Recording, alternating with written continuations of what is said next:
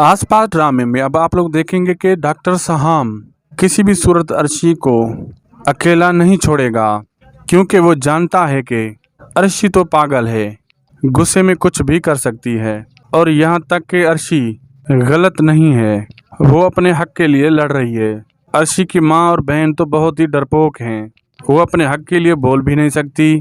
अर्शी ही है जो अपना हक दूसरों से छीन सकती है।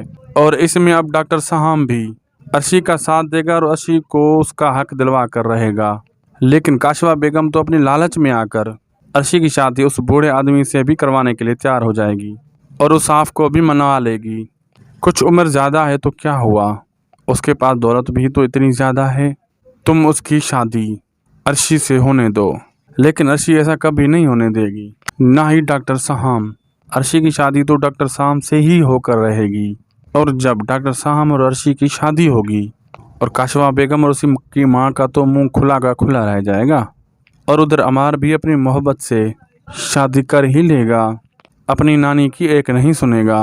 कौन कौन ड्रामे की हैप्पी एंडिंग चाहता है, कमेंट सेक्शन में लाजमी बताइए। वीडियो अच्छी लगी तो लाइक शेयर सब्सक्राइब करना ना भूलें। मिलते हैं अगली वीडियो में, तब तक के लिए अल्लाह हाफिज़।